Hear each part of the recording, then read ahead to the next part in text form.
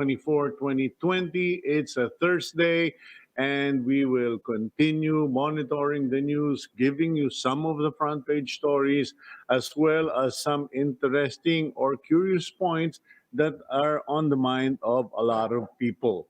Today, we will be interviewing four individuals, four officials, and three of them represent the three regions or areas that remain under general community quarantine. The question is, why do they remain under GCQ? What are they doing about the problem? And can they get out of GCQ like other areas in the Philippines? We will be speaking with Mayor Alfred Romualdez, a regular on agenda. He is the mayor of Tacloban City, and we will find out what's happening in Tacloban City specifically, because they were one of the three that were pointed out that is under GCQ. They used to be uh, in control of the cases, but parang padami, bababa, dadami, bababa. Then we will speak with one of my good friends, Vice Mayor Warren Villa of the city of San Juan, because as small as San Juan is in terms of land area and population, they're very proactive. They're doing a lot of things. And how do the people of San Juan feel that in spite of all the good things they're doing, they are, because they are inside NCR, they are suffering the classification of GCQ. Kumbaga, the fault of one is the fault of all. And finally, for this topic, we will speak with Governor Hermilando Mandanas of the province of Batangas. What is the challenge that is faced by Batangas?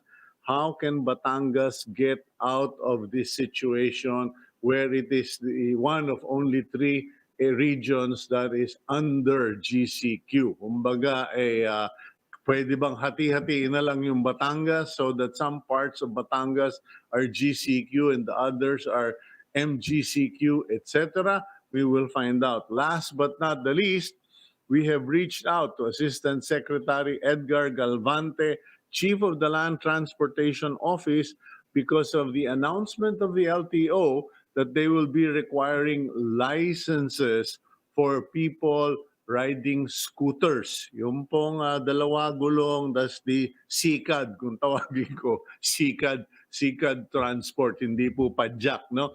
In any case, we will find out from ASEC Galvante what the plan is going to be, how it's going to be implemented, and how do we prevent any complications, particularly under this time of COVID. Now, we will now proceed to the news on the front page stories of the Philippine Star. President Rodrigo Duterte vowed to reject efforts to undermine the arbitral ruling that voided China's expansive maritime claim in the South China Sea. Accused by critics of selling out the Philippine rights to China, Duterte said the ruling is already part of international law. The president said this in his first participation in the United Nations General Assembly through a pre-taped address. Former Foreign Affairs Secretary Albert Del Rosario welcomes Duterte's invocation of the 2016 arbitral victory over China. Former Supreme Court Associate Justice Antonio Carpio also praised the president for taking a strong stand during the UNGA. Okay, so everybody happy as far as that's concerned. Next, in the other news, Malacanang supports the move of the ombudsman to stop the lifestyle checks on government officials suspected of stealing taxpayers' money. Pala said Ombudsman Samuel Martires has a point, especially since it's easy to hide ill-gotten wealth nowadays. However, Malacanang also stated that lifestyle checks could also be effective. Nonetheless, it respects the decision of the Ombudsman as it is a constitutional body. Masabi ko lang po, may 10 cents worth. It may be ineffective, it may be easy to hide the wealth, but I don't think that was ever the point. The point was to check, the lifestyle.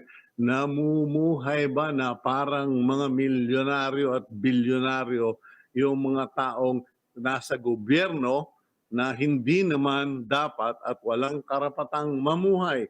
Yung bagang bumibili ng mga Rolex, level 5 armored Land Cruiser, yung mga dami ng gamit at nakakabiyahe na kung saan-saan na ang dami pang escort. Anyway, let's move on. And Marinduque Representative Lord Alan Velasco has finally spoken up on the issues of the leadership at the lower house. Velasco said he may have been silent as a form of deference to the current House Speaker, Alan Peter Cayetano, but he says it does not mean he is disinterested or has turned his back on the gentleman's agreement. The agreement is the term-sharing deal brokered by President Duterte back in 2019, wherein he is set to replace Cayetano as House Speaker after 15 months. Deputy Speaker El Rey Villafuerte of Camarines Sur has earlier said that Cayetano should continue holding the speakership and that Velasco is starting to lose support among their peers. Ayan po, at least nagsalita na si Velasco. Personally, I really don't care about their intramurals, but here you can already see yung pong mawawalan ninenervyos at nagsasabi, naku, wag na nating palitan. Yan po ang realidad ng politiko at ng Kongreso. Pag nasanay na dun sa mga pork barrel, nasanay na dun sa kanilang power, pwesto at pag-iingay, nahihirapan na silang bumigay. Okay, it should serve as a lesson to all of us. We are not promised tomorrow. We are not guaranteed our status in life, especially during COVID-19. Sometimes it is good to remind ourselves, baka bukas hindi na speaker, baka bukas hindi ka na deputy speaker, baka bukas wala ka ng trabaho. Ayan po, yan ang grim reminder. In any case, let's move on to our main topic for today. 3 regions or 3 areas, Tacloban City, Metro Manila, and Batangas Province. The only 3 remaining daw, I don't know if things have changed. Last I read, these are the Trinity, the trilogy of GCQ. Mga lugar na hindi maka-move on kasi sa mga kaso ng COVID-19. The question is, what is the cause? Why do they remain under GCQ? And do they feel that it is a fair assessment or an accurate assessment of things on the ground? Let's first speak to the mayor of Tacloban City. He has been on agenda so many times. Let's speak. He also served as representative of the 1st District of Leyte, Mayor Alfred Romualdez. Mayor, good morning. Good morning. Okay, Mayor, I think you've heard the intro kasi Tacloban City is one of the trilogy or the trinity of places under GCQ. And from the past na nag-uusap tayo, Tacloban, you and your officials have always been vigilant, done everything. You have been innovative in controlling the problem. Pero paano nangyari na after all that hard work, biglang kayo pa yung naiwan sa GCQ? Alam mo, Cito, Because first of all, you have to see that Tacloban City is the capital of the region, and that Mm-hmm. and the capital of the region. Ang nangyayari dito ay our population actually doubles or even sometimes triples, just like in NCR. We Mm-hmm. have all actually working in Tacloban than live in Tacloban, the people living in Tacloban. So we have to do this. We have to address that issue, and it's very difficult to lock down the city because we have the major hospitals are here, all the banks practically are here, the universities. We have three universities that are here. So most of the transactions of the day are happening in a capital city. So that's why I recommended that medyo iibahin talaga data yung protocol pagka capital city. Now, what happened here is that madalas nga tinatanong kami anong status namin. Our status really depends on our neighboring provinces. Kasi ang nangyayari dito, that's why we had to go into these QR codes, no, to monitor the movement of the people when they enter. In fact, one of our difficulties is that pagdating sa ospital, nagkaroon Mm-hmm. problema dahil marami mga pasyente na talagang tumatakbo sa Tacloban because the regional hospital is here. Nangyari dito, nakaproblema sa PhilHealth. So when the PhilHealth expired, there was a problem because itong mga indigents, for example, na ubus na yung kanilang PhilHealth. So therefore, yung dialysis nila had to stop and they had to go to the government hospital, which is the regional hospital. So dinagsa yun about 180 of these patients went there. Mabuti na lang when I raised the issue, immediately IATF, were able to help and na extend yung PhilHealth nila. But Mm-hmm. it was a problem early and naayos na rin. But that was a problem. At saka, there were some protocols that we had to establish because, like, for example, mga ibang municipalities that are hard up and they don't have much vehicles, so they would carpool many of their patients to enter the city. That was another problem that we were encountered na halo-halo na eh. Dapat kasi isang ambulance, isang pasyente. So DOH issued the memorandum to that effect. So we were able to correct it. But, I was looking at the issue here. Mm-hmm. Is malaking problema kasi dito. Pag nagte-test tayo, masyado ng late. So what we did now to counter that is that we tripled practically our isolation centers. And once a patient is positive, immediately, pag lumabas yung pangalan mo as close contact, immediately we isolate them. While they're isolated, that is the time we swab, we have them tested.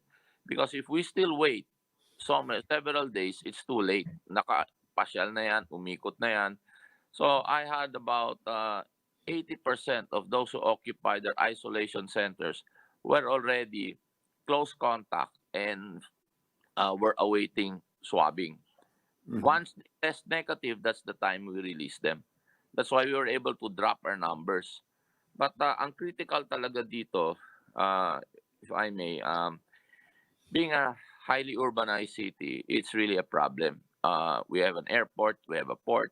So sige pasok. We have to be very careful also on how we lock down that or how we be strict, lalo na dyan sa mga borders. Kasi maraming pasyente, like dialysis patients, we have about 350 to 400 that enter the city daily, on a daily basis, no? So, dapat ganito, nahihirapan din yung mga pasyente na yan because of course the lines are long, it's difficult, it's not really an emergency when they enter the border. So, we're trying to suggest that itong mga kailangan ng dialysis, kailangan i-house na lang yan sa Tacloban in the meantime while we're in this status of GCQ.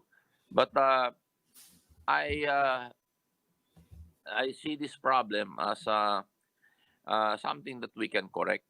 But really, alam mo ito, Sito, kasi itong Mm. COVID na ito, lifestyle talaga. Yeah. So, it's really telling the people what to do, how to do it, and how to follow. And we've got some concerns. Nakita ko naman that in fact, LSIs were not a problem because we can easily identify them. What was a problem there was when the LSIs came in, many of the healthcare workers were infected. In fact, they were infected even a few days after these LSIs entered. Marami na infect sa labas. So, kailangan talaga ma-establish yung proper use of itong sinasabi natin na PPEs, no? Mm. Because kinds of PPEs, the hospital grade and the one that we ourselves, mga mamayan, use, no? And many times, that's a problem. Sometimes they use the wrong PPE. Sometimes, nakita rin namin na the proper instruction and training should be used on how to remove and put on your PPE. Kasi ang nangyayari diyan many hospitals have that problem. Yung sinasabi na dosing at saka they remove their PPEs, usually doon sila nahahawa kasi tatanggalin yung mask nila, no? Then when they Mm. remove the gown, it hits their face. And they don't have a proper area wherein to dress and undress, uh, Mm. PPEs to transfer now to change their PPEs for traveling. So ito bang isang problema. Kaya kailangan talaga ma-establish very strict yung protocol sa mga frontliners. Katulad namin, yung frontliners namin, talagang we got a hotel to isolate them. They're not allowed to go home for at least 3 weeks. They Mhm. stay there and then we change them. Nakakapahinga sila for a week bago na naman ang mga frontliners nilalagay. Kasi pag hindi natin gawin yan talaga, pag nahawa ang mga frontliners, doon talaga nagkakaproblema. And in many cases, that was the problem. So we try to address that now by having what we call dosing areas and proper use of PPEs. Kasi doon kaya maraming nadali all over the country, mga ospital ang nadali diyan. Kaya sinasabi ko rin proper protocol na dapat ma-establish yan. Kung saan na nagtatrabaho yung isang like for example, you have 3 provinces. If you see now, many companies now, even private companies now, ang talagang nagtatrabaho mga HR nila. For Mhm. example, you have one in the province of Samar. They have an outbreak there. Dapat the nurses that work there also live there. Marami naman nurses galing Samar. It's not wise to have someone who lives in Leyte or Tacloban and then enters Samar. Dapat yun, inaayos na yun na doon na mismo nakatira. So Mm. yun dapat ayusin para to prevent the further spread. And I think it's being done, no? Because we've Mhm. communicated. Maganda naman nito, maganda yung communication natin with DOH here and DILG. But it needs the cooperation also of the chief executives in the various LGUs. Okay, so what is your situation right now? Kasi pinili ko itong topic na ito. I chose this topic because I felt bad for many people who are being, indirectly punished or suffering. Yung bang the fault of one is the fault of all. Like let's say Metro Manila, there are 16 cities and one municipality. And there is no distinction on sino yung magaling, sino yung talagang mababa ang COVID. Parang we're all under one umbrella. And then with Tacloban City, you're trying to do your best, but you are also the magnet for 3 provinces because of your hospitals and because of your commercial centers. What is your situation? Are you ever going to get out of GCQ, or do the Taclobanons and yourself, do you simply have to live with that reality and hope for the best na lang? Ang nakikita ko naman dito like our numbers have drastically dropped in the last couple of weeks. In the last 3 weeks, they have drastically dropped. And I see this, and in fact, kung makikita mo yung labeling ng GCQ, MGCQ, lahat yan nagbabago na rin naman. Nagbabago yung mga protocols diyan. Mm. In fact, I heard over the news that they were talking about opening resorts, opening some areas that are already in MGCQ, and there's Yeah. some CQ that they no did not practice that they're already practicing now. So it's just a label that I see. But in Mhm. pandemic and a disaster, palang Yolanda yan, talaga nagbabago yan every day. But ako, this is where we need our political leaders to come in because this is a lifestyle issue. And we really have Yeah. to go out there and convince the people and make them understand and have them cooperate with us. Kasi alam mo, yan din ang problema natin mga Pilipino eh. Tingnan natin eh. Pag nagkaroon ng mga restriction, ayuda kaagad ang iniisip nila. Reklamo kaagad sila. So, Mm. it's very difficult. So, but I'm happy here at least dito sa Tacloban nag-i-improve naman kasi madali naman sisihin sa mga politiko itong issue na 'to eh. Pero sa totoo lang talaga there are really places that are just overcrowded and they have to, address the issue. And when you get into something like this, it's a disaster, it's a pandemic, it's a very difficult balancing act. Like ako, masasabi ko, GCQ kami, but at least hindi masyadong damage yung economy namin because I try to balance it that in some areas, like why do we lock down some barangays na wala naman issue doon, wala naman positive doon? Why lock down the entire city? We only have a few areas that are uh, are really highly vulnerable. Katulad niyan, yung mga surrounding sa hospital, yung mga barangay nakapaligid sa mga ospital, or yung mga barangay na maraming healthcare worker nakatira. So kailangan talaga establish very strict ang protocols talaga sa mga healthcare workers, na they should not be roaming around. They have to, stay, kailangan bahay o office talaga sila. Or from isolation center, then hospital, then balik lang. Kailangan strict So 3 weeks.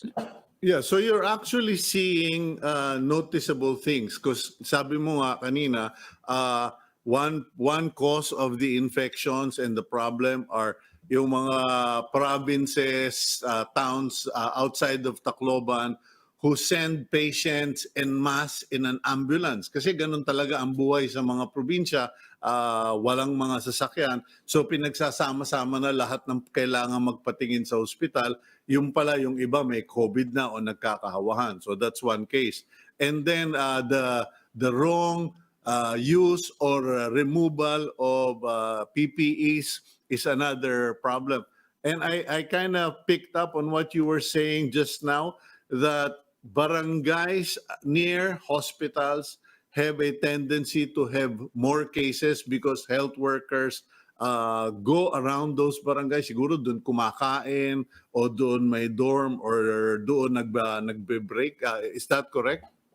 Yes. Alam mo, yung mga pumapasok dito na mga, for example, patients that need to be dialyzed, things like that. Mm. May mga kasamang helper yan eh. Mm. Sometimes, kasama nila yung kasambahay nila. Hindi naman kasama yung nurse dyan eh. So may mga kasama sila, yun, aalis, kakain yun. So lalabas yun. So yun ang binabantay. That's why we have to enforce these QR codes so we can regulate the movement of the people. Yan ang isa sa mga difficulties that we encountered here. Yeah. And we had to address immediately because June mabilis ang kalat eh. And another thing that was overlooked, marami dyan mga healthcare workers nagsasama-sama pag lunch, kumakain sabay-sabay. So yun ang kinokorek. Kaya tama rin yung sinabi ni Secretary Galvez, yung kalat nag-uumpisa talaga sa bahay eh. Kasi pag uwi ng healthcare worker, doon nag-uumpisa na, kumakalat na yun, no? Mhm. Uh, as I say, it's really difficult. That's why it's really a balancing act that we have to do. But I think in the future, what really should be addressed should be our international airports and our quarantine talaga doon. Yun talaga. Kasi pag pumasok yan locally, patay na tayo. Ito na yung nangyayari sa Pilipinas.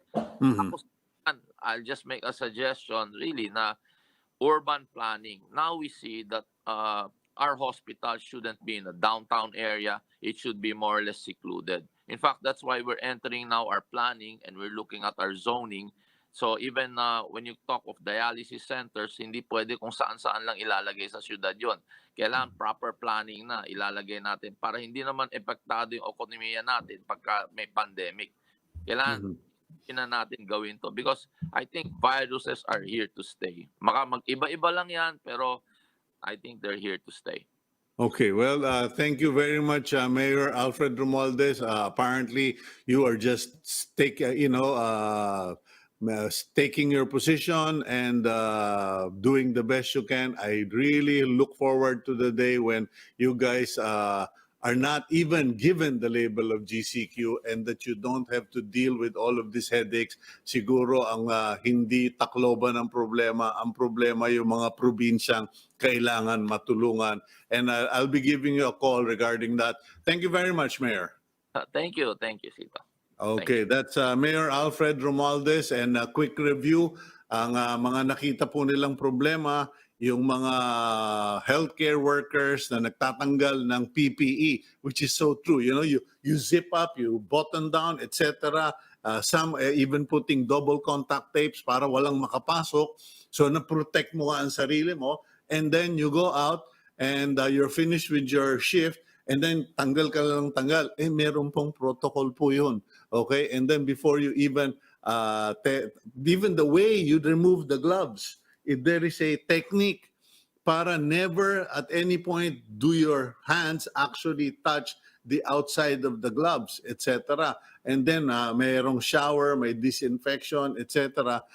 Mukhang yung pong paset na yun may problema. And then the barangays around the hospitals, ayun po, tama. Actually, akala ko, health workers ang gumagala around those barangays, kumakain sa mga karinderya, etc. o may dorm doon. Hindi po pala yung mga nagpapadialysis kasi ang Philippine culture, may kasama. Ako po talaga, because I married a foreigner, my wife is from Holland, from the Netherlands, doon walang yaya, walang kasama. And ever since that point, when I go to the hospital, wala akong kasama. Nasya-shock yung mga doktor, nasya-shock yung mga nurse. And that's why we need to pay our health workers more so that we don't need to bring in yayas and runners in the hospital. Yung pala, yung mga yaya, yung mga runner ang labas-pasok ng hospital at nagdadala ng sakit sa labas. Okay, especially with the reality of asymptomatics. And of course, we talked about yung pong yung buslugan na ambulansya diyan po sa mga probinsya. Tawag ko doon buslugan eh. Kasi pinupuno na lang kasi nagtitipid sa gasolina, isa lang ang biyahe, maswerte kung may biyahe, etc. Yun po, no. In any case, we'll go for a break now, and when we return, let's find out from Vice Mayor Villa of San Juan, kamusta yung kanilang situation when we come back.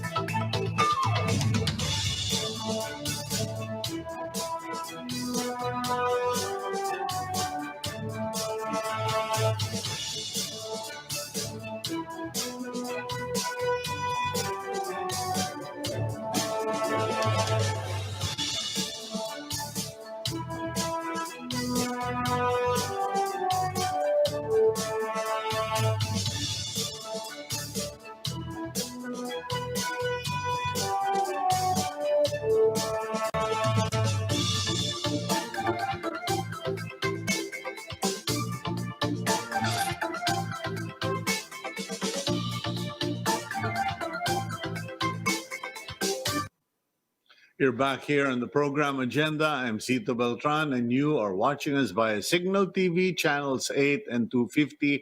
At para po sa inyong mga wala pang Signal subscription, mag-subscribe na po tayo para marami kayong mapapanood. It's quite a good setup and I'm sure you'll enjoy it, not to mention enjoying watching Agenda, because on Signal TV we play, I think, if I'm not mistaken, 3 times a day, morning, noon, and evening. So in fact, many of those who comment on Facebook are actually watching us in the evening shift. May mga nagtatrabaho pa rin sa mga viewers natin. In any case, let's move on to our interviews for the day. We have on board Vice Mayor Jose Warren Villa of the City of San Juan. He is also the presiding officer of the San Juan City Council and a brother in the faith. And siya po yung natawagan natin. We want to have someone talk about Metro Manila, and they are, I would say, kumbaga sila yung pinakabunso maliban dun sa municipality. Sila as far as cities, the 16 cities go in Metro Manila, San Juan would be the youngest sibling, kumbaga, of cities. And sila yung, kumbaga, epicenter sila nung pumutok yung COVID-19 dyan sa Green Hills Shopping Center. Let's talk to Vice Mayor Villa. Vice Mayor, good morning po. Isa pong pinagpalang umaga, Kuya Cito. Kamusta? Okay. Okay, matagal-tagal na tayo hindi nagkikita, mga 7 months na yata. Anyway, Vice, matanong ko lang, kasi Metro Manila remains under GCQ because of the number of COVID cases. San Juan City at one point, yung medyo malagim na nakaraan natin with COVID-19, naging ground zero kayo na sobrang natakot ang tao, ayaw nang magpunta dyan sa Green Hills Shopping Center, etc. But San Juan has recovered. What is the situation in San Juan in terms of cases, in terms of mga ginagawa ninyo? Sa totoo lang, Kuya Cito, napakarami naming ginagawa dito sa San Juan, lalong-lalo na ang aming mayor ay napakasipag, napaka-active. Dumami po yung cases kasi nga, sabi nyo nga kanina, kami yung naging ground zero dito sa Green Hills, natakot ang tao at talaga namang kami rin po ay nangamba para sa aming mga mamamayan. As of yesterday, Kuya Cito, ang active o confirmed cases sa amin 2,600. Pero alam niyo po, 2,000 almost 333 na po ang naka-recover at iilan na lang po ang puro asymptomatic na lang po at meron pong mga namatay. Dito po ay 71 deaths po ang as of yesterday, 2 days ago, Kuya Cito.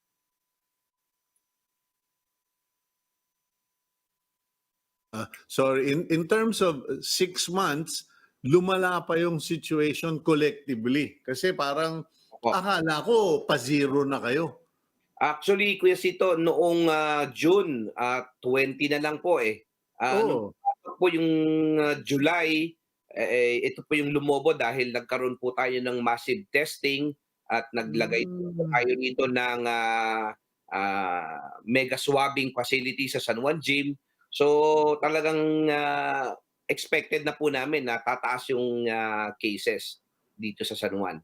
Okay, kumbaga nagkahulihan. Kasi alam mo, depende kung sino yung kausap mo at sino yung umiikot. Kung medyo sosyal o may kaya or medyo mayaman, ang nakikita lang nilang bahagi ng San Juan ay yung mga villages. Yung mga Green Hills, etc., Wakwak, di ba? Tsaka yung mga condominium. Pero alam ko dyan sa San Juan, noon, yun nga yung pinoproblema nung dating Mayor Joseph Estrada, yung mga village, yung mga komunidad na nasa mga gilid-gilid, sa mga riles ng tren, etc. Tabi ng ilog, okay. Gaano ba tindi yung sitwasyon? How tough is the situation as far as these illegal settlers are concerned o yung mga komunidad na patong-patong. Kumbaga meron silang sariling sa kanila kondemonyo ang tawag nga nila dahil para silang nasa impyerno at ang init-init ng mga kinalalagyan nila. Marami ba talaga yan dyan?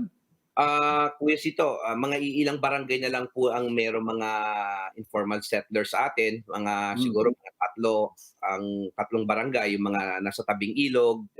Ito yung tinatawag nating nasa Barangay Batis, Barangay Balumbato, Barangay Salapan. Ito po yung mga tabing ilog talaga na may mga squatters area. Sa Pero Pasig River. marami pong tayo na talang mga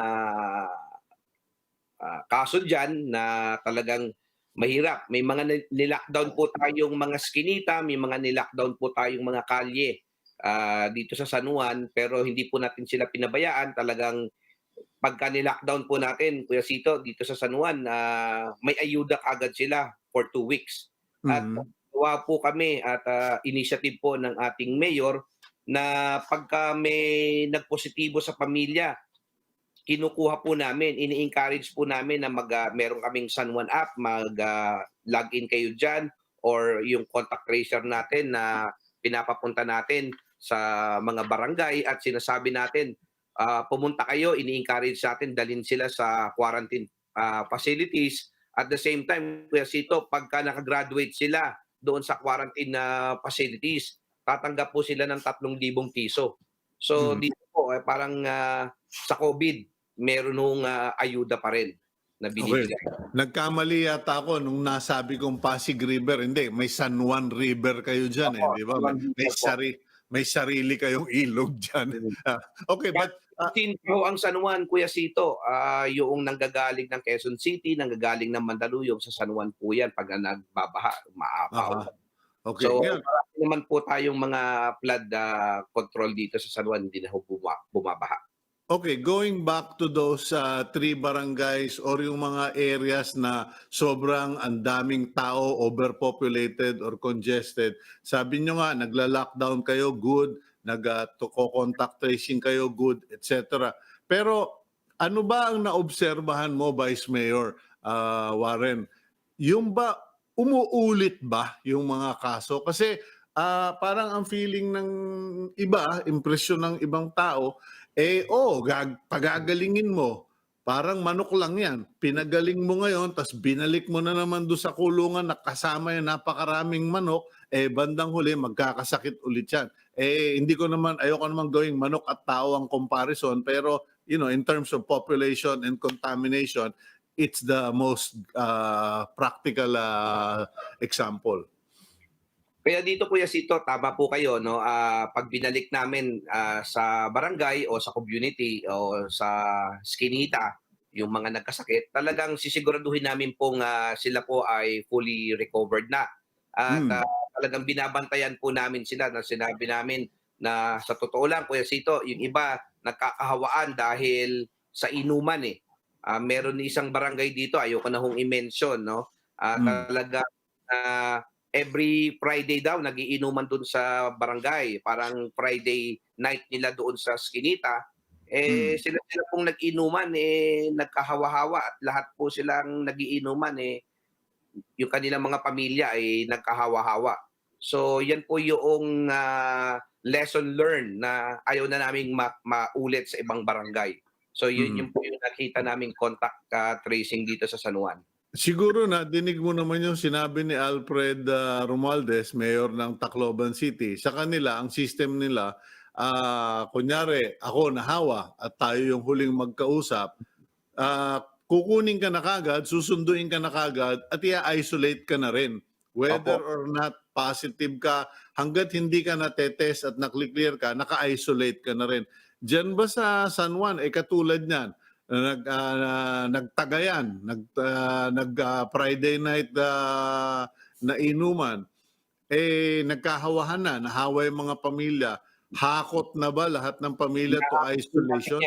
Opo, tama po kayo, Kuya Cito. Yung barangay captain nila o yung barangay chair nila ay talagang kinontak ang ating City Health Office na may nahawa o may nagkasakit doon sa banang inuman. Kaya lahat po noong mga kainuman ay nilockdown po natin sa mga bahay-bahay. Yung iba ho, dinala natin sa quarantine facilities kasi yung iba ayaw sumama dahil may mga anak, walang magpapakain, kaya doon na lang daw sila sa bahay. Pero eventually po, nagulat po tayo, talagang lahat silang nag-inuman nung Friday na yun, nagkasakit at nadala nila sa loob ng kanilang tahanan. At nagkasakit po sila. Paano naman po? Alam ko naman na may political consequences yan. Ano? Kasi paano naman yung barangay captain yan? Kasi alam mo, mangyayari lang yung mga ganyang bagay-bagay kung pinapayagan ng mga namumuno. Yung bang barangay captain suspended pagka ganon. Kasi yung ibang alam kong lugar yung pag na may tupada, nako, suspendido yung barangay captain. Dyan, yung inuman blues na yan, yung bang barangay captain suspended? Hindi pa naman po siguro pinagsabihan po ng ating punong lungsod na bantayan niya yung mga bawat iskinita na walang magiinuman. Kaya nga po itong week na to, naka-lockdown po yung buong kalye na yon at kasama po yung compound na yon. Kaya sinabi namin doon sa kapitan na bantayan niyang maigi dahil para hindi magkahawa-hawa yung ating mga kababayan dyan sa nasabing barangay. So yung kapitan po, so far hindi naman po siya suspinde sa ngayon. Siya lang po ay napagsabihan ng ating punong lungsod.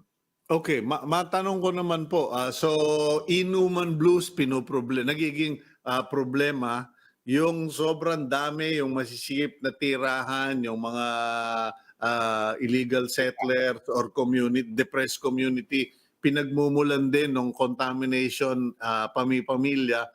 Saan areas pa nanggagaling ito? Kasi Warren, 2,000 cases, parang hindi ako makapaniwala. Ang ganda-ganda na ng record ninyo from 20 to 2,000. Opo, yung 2,000 po, Kuya Cito, 2,200 recovered na po sila. Yung 300 po yung binabantayan natin. Tama po kayo, talagang nakuha po nila to noong nagkaroon na ng pagpasok sa kanilang mga opisina, nagko-commute, nakukuha, pag-uwi sa bahay, tama po kayo kanina na pinag-uusapan nyo ni Mayor Romualdez, pag-uwi sa bahay, nadadala po nila yung virus. So biglang lumobo po noong lumuwag at nagkaroon na po ng pasok dito sa Kamaynilaan. Noong naging lumuwag po ng GCQ, kaya nung pasok nila, pag-uwi po nila sa kanilang tahanan, nagdala po sila ng virus, dahan-dahan na pong lumobo. Pero noong ECQ po, talaga napababa po natin na to 20 yung Okay, ngayon, total, nabanggit mo na nga yan, yung mga nagko-commute. Karamihan kasi ng nababalitaan namin, inaangal ng mga ibang mayor, lalo na yung outside Metro Manila, sinasabi nila, Sir, ang problema yung bumabiyahe, pagbalik sa amin, may tama na kayo dyan sa San Juan, parang nag-focus kayo doon sa bicycle lane, etc. Ano ba ang magiging patakaran sa San Juan? Ipopromote nyo na ba more yung bicycle, motorcycle, individual vehicle transport kesa sa ito? Kasi mahal naman natin yung mga jeepney driver. Ako, lumaki ako, nagturo sa akin, driver sa jeepney, no? Pero nakakahawahan tsaka tricycle. Ano bang plano dyan sa San Juan? Actually, Kuya Cito, tama po kayo. Last week po, inilunsad namin yung bicycle lane. Nagkaroon po tayo ng ordinansa na para sa mga bisikleta, scooters, at saka sa motor. Sinimulan po natin at sa totoo lang, Kuya Cito, natutuwa po ang MMDA. Gagayahin nga daw po ng MMDA itong aming programa at para magkaroon ng connecting sa bawat lungsod yung aming ginawa ni Mayor Francis last week. At tama po kayo, Kuya Cito, ang mga tricycle driver ay binuksan na rin po natin dito sa San Juan at sinigurado natin na ang pasahero lang po sa tricycle ay isa lang. Yung driver at saka yung pasahero lang.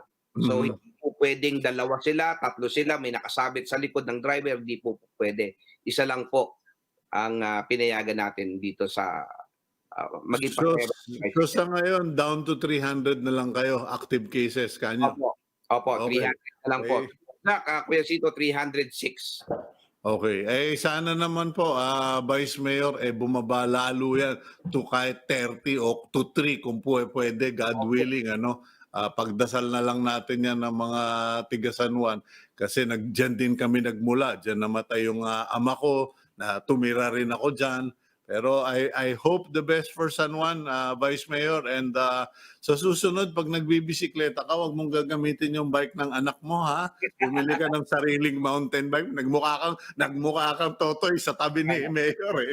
Totoo lang, Kuya Cito, yung bisikleta na yan ay bisikleta ko pa noong ako ay high school. So, rare yung bike na yan, Kuya Cito. Mukha nga, eh. Kanya lang, nagmukha kang duwende, katabi ni Mayor Zamora. Si Mayor, 6'5" si Mayor, ang laki ng kanyang bike. Nagmukhang talagang batang paslit yung aking bisikleta. Okay, thank you very much, Vice Mayor. Best regards to the Mayor, and God bless the city of San Juan. Salamat po, Kuya Cito. God bless you too.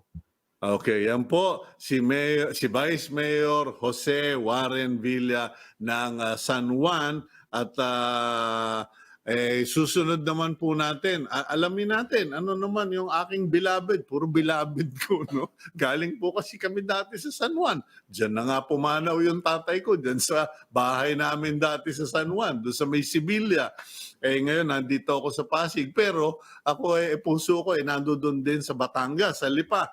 Alamin naman na po natin kay Governor Mandanas kung ano ang sitwasyon at bakit nananatiling under GCQ ang probinsya ng Batangas. Governor Dodo Mandanas, good morning, sir. Good morning, Cito. Gob, matanong ko lang kasi napansin ko po na ang Batangas ay isa sa 3 nananatiling under GCQ. Gusto ko sanang maintindihan ng mga viewers natin, what is the reason why COVID cases remain high, and what are the challenges of your leadership or province? Sa totoo ngayon, ang challenge natin dito hindi leadership. Ang challenge dito talaga tungkol sa kalusugan. Ano? Nakita naman natin hindi lang dito sa Pilipinas kundi sa buong mundo na ang COVID hindi maintindihan ng lahat. Pati dito inaamin kung paano talaga ito susupuin. Halimbawa, ngayon, tama ka, dito sa Calabarzon, ang lalawigan lamang ng Batangas ang pinakamarami. Na masasabi natin, confirmed cases. Pero halimbawa, yung mga statistics na ganyan, ngayon, halimbawa, 6,000 kami. Ang population namin dito, may higit na 3 milyon. Na tao. Ang nakita natin na nagpapadami nito, kapares din doon sa iba, yung mga workers. Dito sa Batangas, alam naman natin, ang mga taga Batangas, masisipag, kahit saan pumupunta. Noon, nagbibili ng kulambo. Hanggang ngayon, ang mga palengke, literally from Aparito Hulo, Baguio and everybody. May mga taga Batangas, Davao, lahat. So, siyempre nag-uuwian ng mga ito. O dito na lang sa malapit. Sa Batangas, marami kaming processing zones. So, ibig sabihin, marami kaming workers. Niluagan ito, dapat naman, sa totoo lang, nakakahawahan. Ang workers namin, hindi lang yung nagtatrabaho sa Batangas at nakatira dito. Marami kami na nagtatrabaho sa Metro Manila. Marami kami nagtatrabaho sa Calabarzon. Halimbawa, dito na lang dito sa mga business process outsourcing. Ano ba 20% ng mga taong nandiyan dyan taga Batangas na nagtatrabaho sa Metro Manila? So, yung mga ganon, alam natin ang mga palengke, maraming taga Batangas. Ang mga bakery lang din sa Metro Manila, 30%. Taga Cuenca, Batangas. Noon pa nagtitinda ng sorbete. So, ibig sabihin, mga workers, talaga ang Batangas bukas. Meron kang international port. Pumupunta sa Visayas and Mindanao, dito rin. Bukod sa mga sa Mimaropa. Pero, ang statistics, nagpunta nga dito kahapon, ang ating Chief Implementor, Secretary Galvez, at saka si Deputy, si Secretary Vince Dizon. Statistics, sila talaga nangangamba. At dapat namang mangamba dahil ngayon, 6,000 na, 6,058 as of yesterday ang aming confirmed. Ang aming confirmed. Pero sa totoo lang, alam natin, yung confirmed, depende yon kung ilan ang iyong na-trace, ilan ang iyong na-test, para ma-confirm. So, yung figure na yon is not, well, is probably sample lang yon, reflective lang yon. Kaya dito, sabi nga nila, dadagdagan nila yung mga nagte-test, dadagdagan nila. Pero dadagdagan nila yung mga, at ang gusto yung mga, dito sa amin, marami, mga home quarantine. Alam naman natin, ang policy nila, ngayon, nakakahawan, which is true. Ang mga bahay naman, hindi naman malalaki. Pero,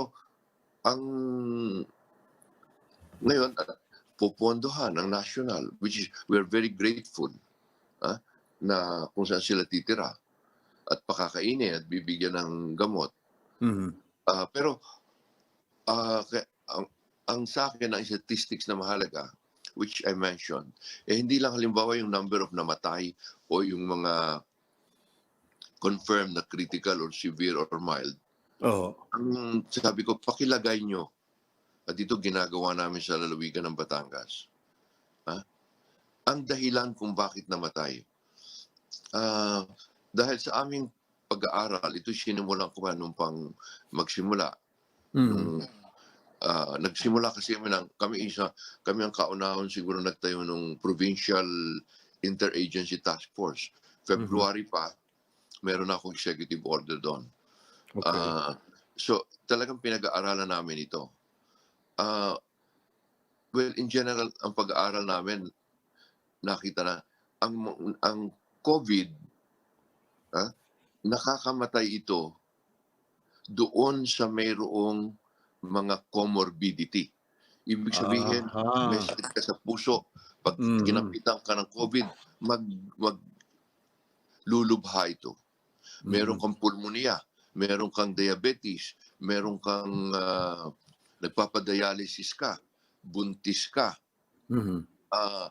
Yun. Pero, so, ina-analyze namin, bakit ang tao ito, kasi yung namatay, yun ang data nun, nakakasiguro tayo ng number ng namatay.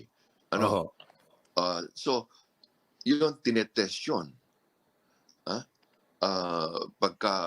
Pero, ang nakikita namin, talagang konti lang ang namamatay na hindi maintindihan kung bakit.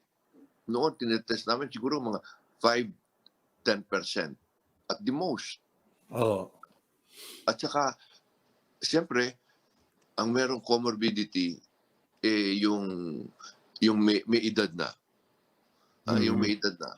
Bihira sa mga may edad ang walang, halimbawa, mataas ang blood pressure o kaya may asthma. Na that leads to pulmonary problems. So, kumbaga, kasama na sa pagtanda. Pag wala kang comorbidity, madali kang mag-recover. Talaga, because huwag natin kalilimutan na ang COVID, ito ay flu.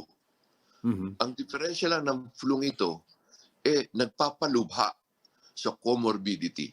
Yun ang very specific sa observation namin. Okay. At Governor, pagka ito inahawa, Oo. Halimbawa na-confirm mo, di para ka lang nagka-flu. Kaya kami, we have also to monitor yung mga recoveries, which ginagawa naman. Mm. But ang gusto ko lang sabihin, para talaga magkaroon ng value ang ating comorbidity, ang ating data. Kasi talagang pag-aralan natin, i-announce natin. Ngayon nakikita ko, halimbawa sa iyong program, ang pinag-uusapan yung number of confirmed. Alam naman natin yung number of confirmed, depende yan kung ilan ang iyong matitrace. Depende yan kung ilan ang iyong matitest. Pagkatapos yung quarantine. Oo. Depende rin, nakakahawa-hawa. But ang kuwang ko, yung malaki ang sakit natin, mental sickness, psychological, yung bang parang pandemic ng fear. Opo. Pandemic ng fear. Ngayon, mas marami ngayon kaysa nung unang suicide. Diyan po ba sa lockdown and hardship, mas marami ngayon ang crimes against property. Governor, matanong ko lang po, diyan po ba sa Batangas serious problem na yung mga suicide? Well, it's more than usual. I mean, siguro once a day.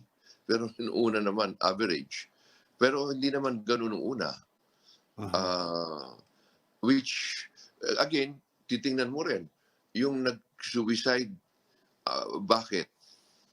Ang ibig sabihin, we have to also fight etong mental anguish and anxiety, stress ng tao. Just like we're trying to fight etong, well, we could call it yung pagkawala ng trabaho, unemployment, and economic. In other words, those are affected pagka hindi talaga natin inanalyze ang cause nito. But sa totoo lang, I agree. Kami sa Batangas, lahat na kung anong sabihin ng national, sinusunod namin. Lahat sinusunod namin. Gob, matanong ko lang, yung po bang mga cases ninyo, sabi nyo medyo mataas na 6,000 baka nyo, kalat naman ho yan sa buong probinsya, di ba? Hindi lang yan sa isang lugar. Pero siyempre, merong concentration dito sa ating mga center ng population. Halimbawa, sa Lipa City na sinabi mo. Pero ang pinakamataas, halimbawa, Tanawan. Bakit? Nandoon yung mga malalaking mga processing zone. Yun. At saka Santo Tomas, but Lipa. Kasi malapit ito. From Lipa, where you're from, as you know, with our expressway, nasa Makati ka in at the most 45 minutes. So, marami nag-uuwian. Kaya sabi ko sa iyo, ang ating problema hindi yung workers from Batangas, kundi from Batangas, workers also from Metro Manila, Cavite, Laguna, sa Calabarzon natin. So, but ang gusto kong sabihin, of course, we have to be careful. Of course, we have to avoid this. But kami sa Batangas, simula pa noon, ang aming nilalabanan natin yan, of course. We have executive orders, we have administrative orders, circulars with regard to use of mask, distancing, physical hygiene. And example, ako, as governor, I work from home. Simula pa nung March 16. And I could see that I could do more. I could do more. Ngayon, we are going to buy, we are now going, by next week, we're going to already open the bid. Next month, October 2nd. We are giving each and every barangay a multi-purpose vehicle, which they could use for emergency transportation and all that. So 1,000. That's we are going to pay 1.4 billion.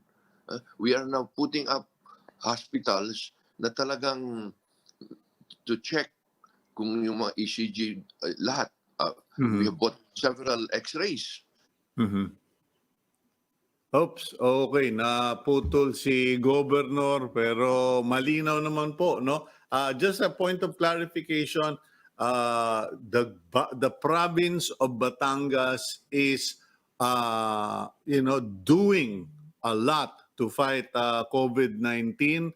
They are investing a lot to fight COVID-19, but the reality is when your next door neighbor is the National Capital Region, wala ka talagang laban sa ganyan. Kumbaga suntok ka ng suntok hoping ma-knock out mo, pero dahil ang highest nga ay National Capital Region, kapitbahay lang, talagang totoo po yung sinabi ni Governor Dodo Mandanas na balikan, uwian, tapos bilihan pa. Wala talaga, mahihirapan ng Batangas, but we're not losing hope. Alam niyo po, mga Batanggenyo pa, naku, hindi kayo aatrasan yung mga yan sa pagsubok. Ha? Maraming salamat po kay Governor Dodo Mandanas kasi na-explica niya, no? Na-explica niya ng malinaw na it is not a question of leadership, it is not a question of systems, etc. Kumbaga sa baha, okay? Kahit salukin mo ng salukin, kahit lagyan mo ng libo-libong bomba ng tubig, kung ulan naman ng ulan na parang panahon na Noah's Ark na walang tigil, talagang masusubukan ang lakas mo at galing mo. Okay, ayan po, nakabalik po si Governor. Governor, I hope you're there. Yes. Okay. Ang natin, yung last message na. Ang main message ko lang dito is in our statistics, medyo ibigay natin ang rason and then realize that there are more important things and really analyze kung ano talaga ang kwang ito, ang sakit nito, which wala namang nakakaalam. So in other words, we have to be concerned. We have to follow the rules ng ating government.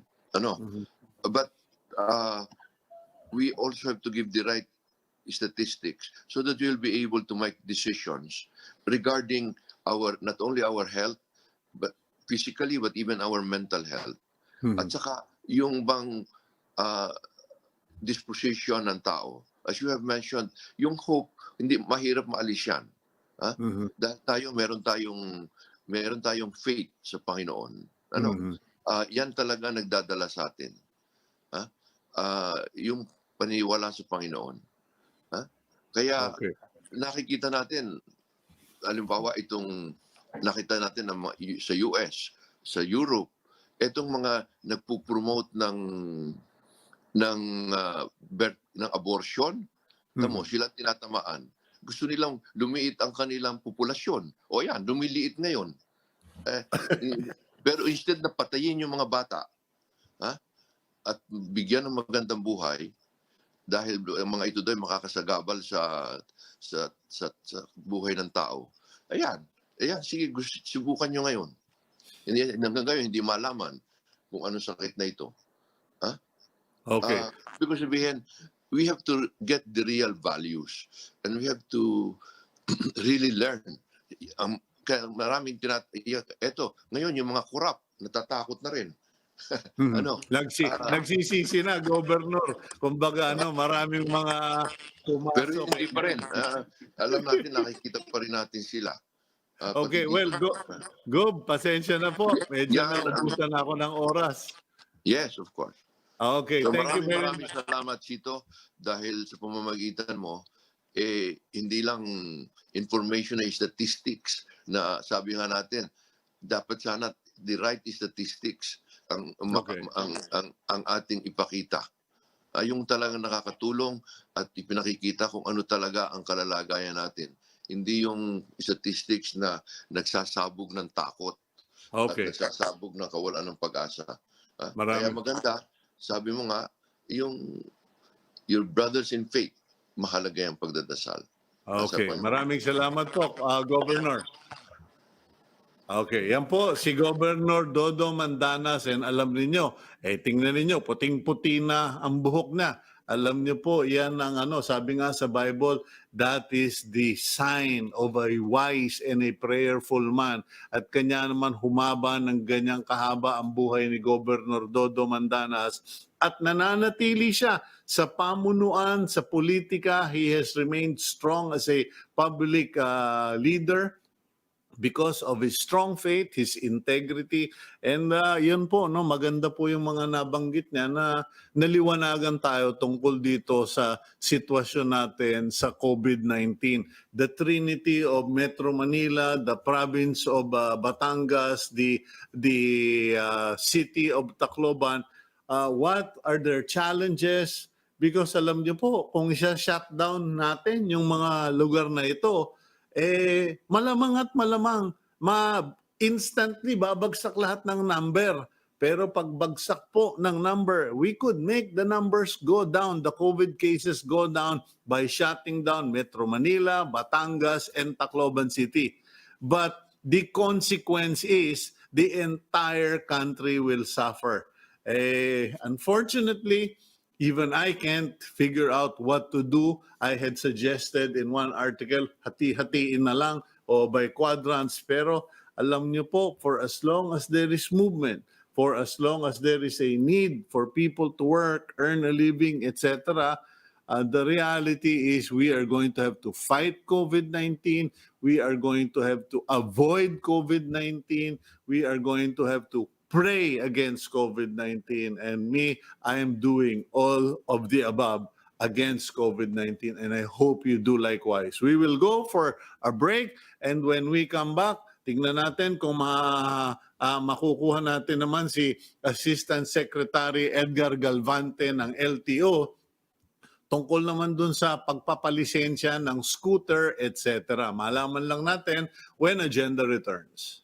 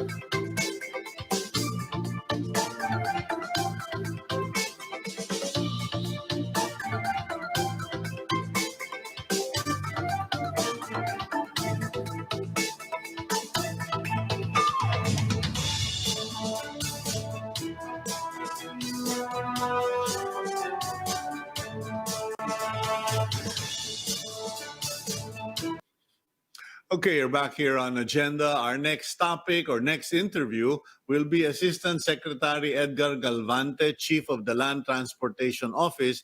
And the topic for discussion has to do with the announcement of the LTO that personal mobility devices, PMDs, you learn something new every day, such as electric scooters and e-bikes will be required to be registered while their drivers will need to have a license. And tatapatin ko po kayo, no? Ako talaga, from the very beginning, para nung bago mag-COVID-19, I was kind of alarmed when I would see scooters, e-scooters on main streets, on the main roads. Kasi parang sabi ko, those are for villages, not for main roads. And then, so sabi ko, parang hindi yata tama yan. Pero nung in-announce naman ng LTO yesterday na kailangan ng lisensya at rehistro para sa e-scooter, medyo nag-react ako. Kasi parang, kailangan pa ba? And when I analyze my reaction, I realized that maybe I'm just being defensive of beautiful memories of the past. Kasi nung bata tayo, nung tayo yung mga 10 years old kanyo, sabihin mo na, 8 years old, Lahat naman, marami naman sa atin nakatikim ng scooter eh. Kahit na ginawa mo lang sa kahoy, kahoy na gulong. Parang yung ginagawa nila sa Baguio, pero smaller, sa Benguet, sa Bontoc, yung smaller version yun sa atin. O yung binibili sa Arcegas, kung natatandaan pa nyo. Parang it kind of pricked a memory. So defensive lang ako siguro of the memories. Let's ask Asek Galvante, ano ba talaga itong memorandum na ito? Asek Galvante, good morning, sir. Good morning, Cito. Good morning sa iyo at sa inyong mga taga-subaybay. Pasensya ka na. Kita ko namang trabaho ka ng trabaho dyan. Perma ka ng perma pa dyan sa opisina mo. Naabala kita. Pero I'm sure may mga nag-react na tungkol doon sa panukala or decision of the LTO, whichever is the case, na owners must register scooters and e-bikes and must also have driver's license. Paano ba yung gagawin?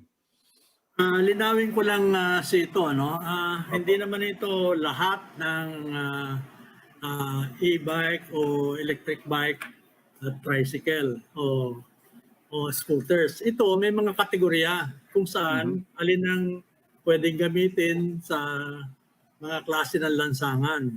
But definitely, yung maliit na sinasabi ng parang kick scooter lang, mga ganon, katulad yan ng bicycle, no? Kung saan nililimit ang paggamit. Again, ang primordial rito is yung safety. Yes.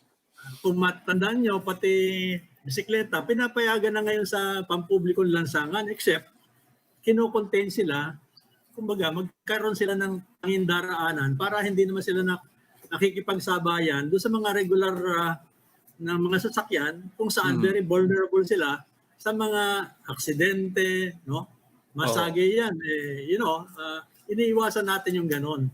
Kaya sana maintindihan nila na ito hindi para pahirapan sila but rather para ito sa kanilang kapakanan. Okay, so naintindihan po natin yan. Ngayon, paano ho ba yung magiging proseso? Kasi alam niyo, pag sinabing driver's license, ang iniisip lang ng tao, four-wheel vehicle o kaya tricycle o motorsiklo. Sabi nung iba, baka maging pahirapan na naman yan. Paano ba ang lisensya for scooters and e-bikes? Again, may mga kategorya yon na dapat lisensyahan. Yung iba, ipapalista lang for accounting purposes. Pero again, yung paggamit niyan is linilimitahan. Yung mga matataas na kategorya, yon ina-allow yon na gumamit ng klase ng kalsada.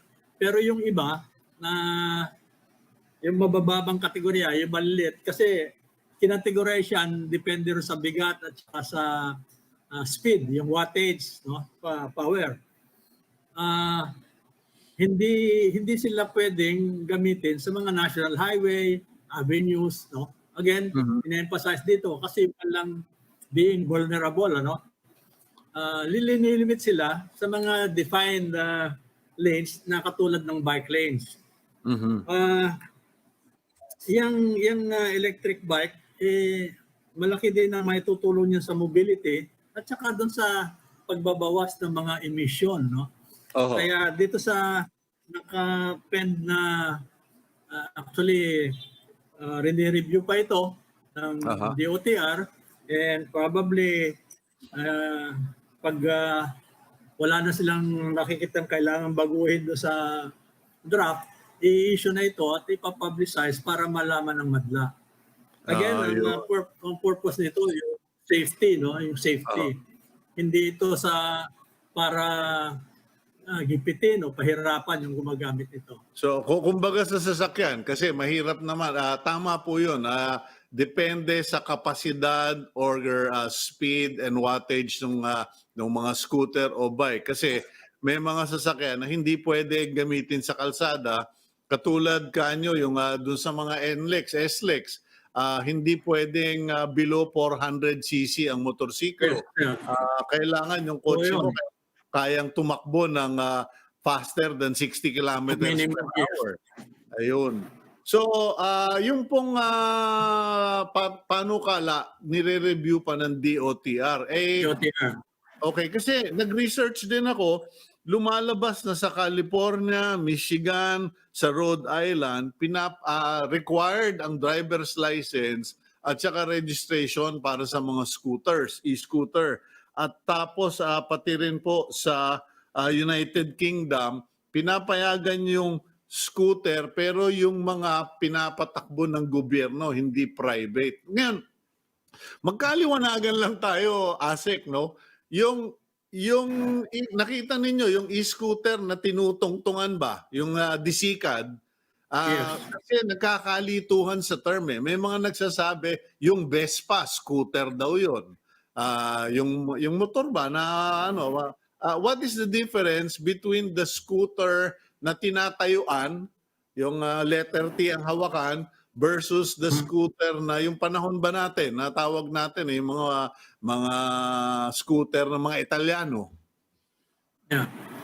Again, ang pagka-classify dito, pagka-categorize dun sa weight and speed, no? Aha, Kaya okay. doon linilimit kung saan pwedeng gamitin yung klase ng kategorya ng scooter o ng electric bike. Halimbawa, kung merong ano kasi, I hope hindi ko ma-discuss muna yung specifics, no? Kasi Okay. ito eh.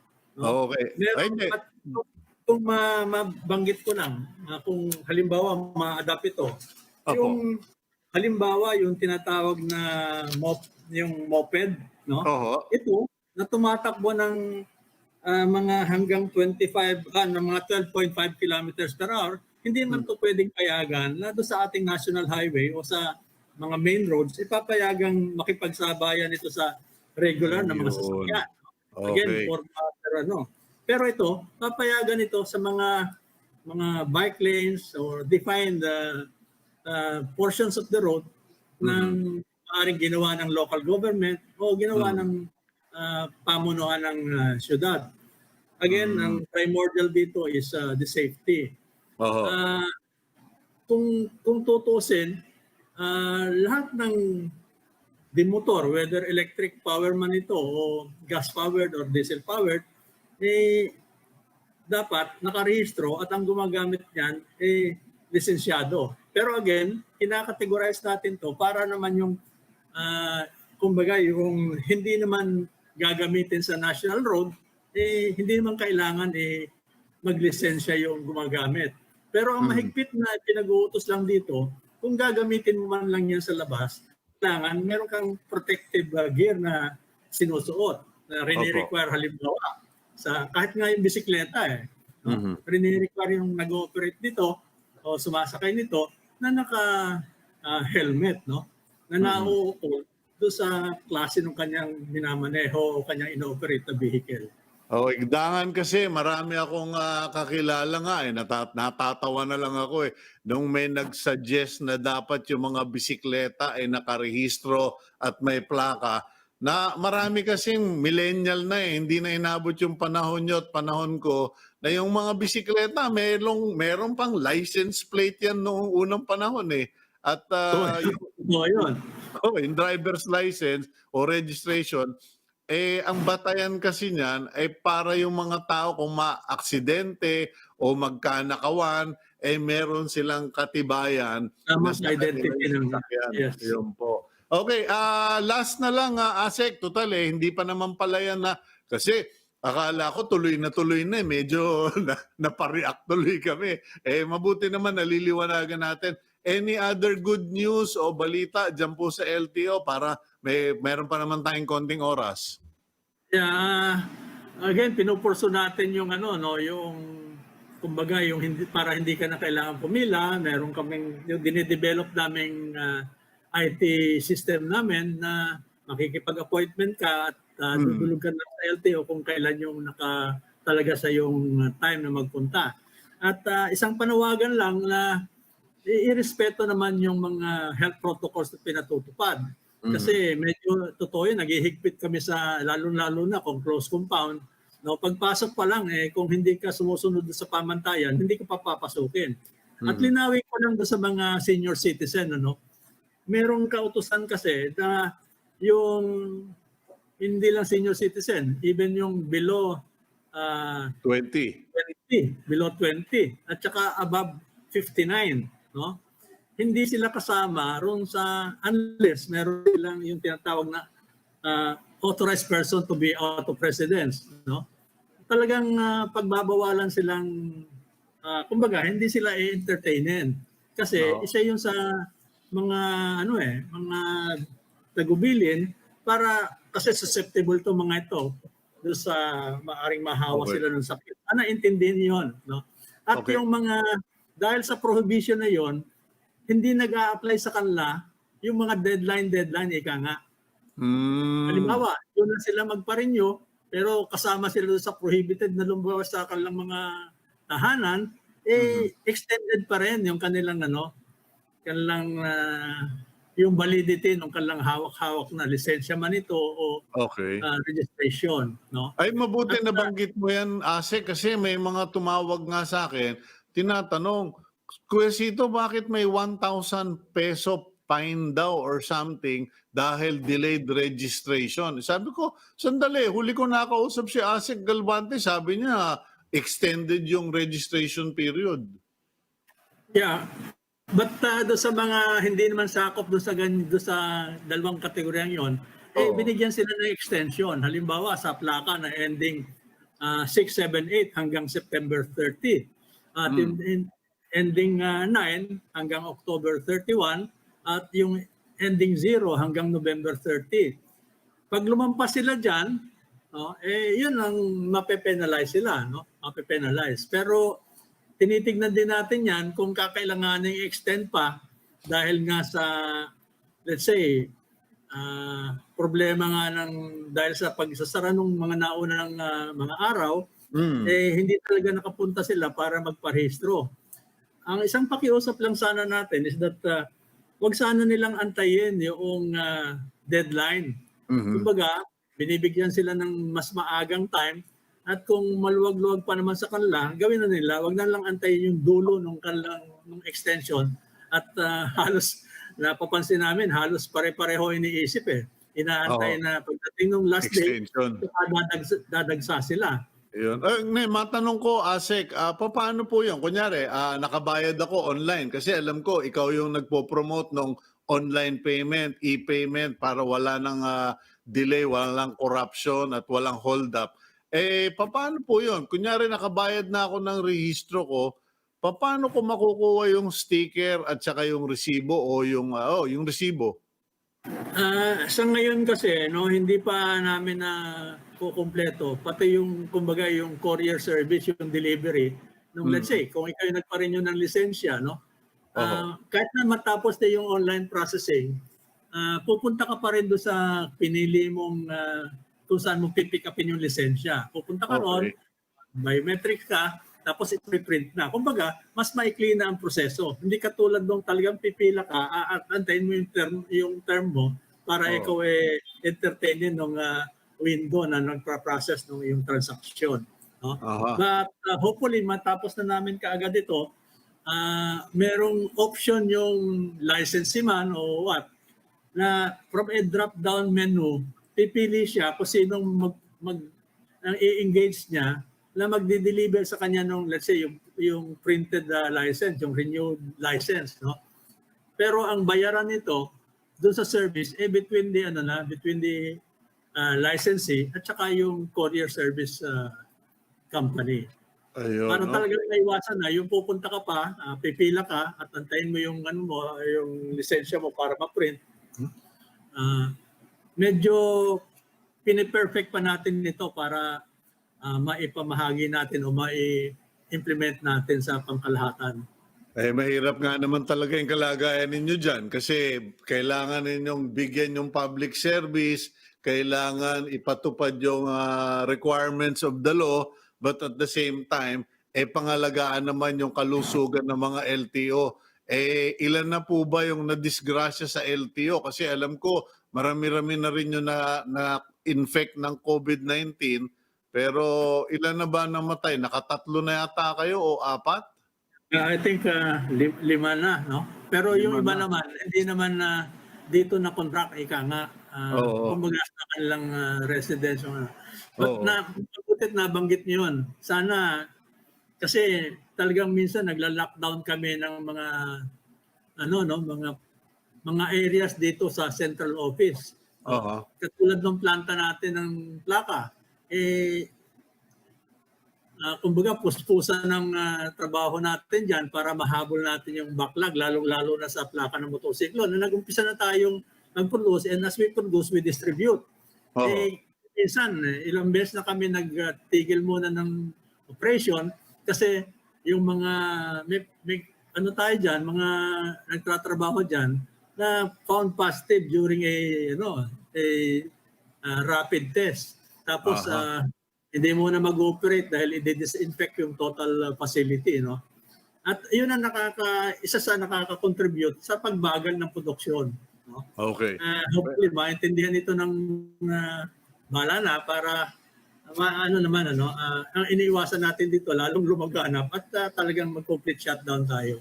Okay, thank you very much, Asek Galvante, and maraming salamat po sa dedication nyo sa trabaho, sa inyong pagpapupursige. Kasama na yung mga tiga-LTO. I am a personal witness and I can testify na you are doing everything to just fix all the problems, try to catch up from all the problems created in the past by other people. Pero congratulations and ingat po sana tayo.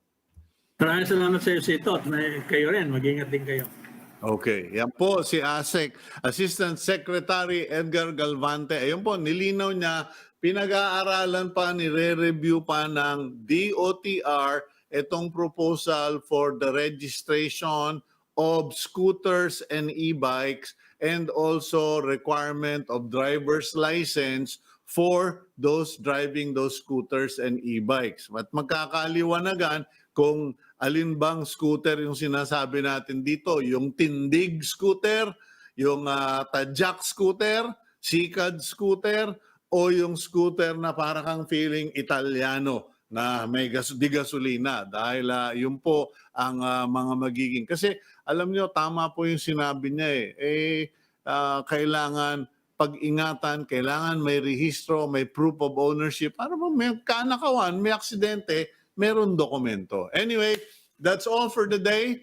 We need to give a little time to the next program to set up. So we will be saying our goodbyes today. And please, as I always remind everyone, give glory to the Lord, give glory to Jesus Christ, give glory to the Lord God Almighty, our Father God, and give thanks. Kahit ano pong pagsubok meron tayo, buhay tayo, laban tayo, masaya tayo here on Agenda.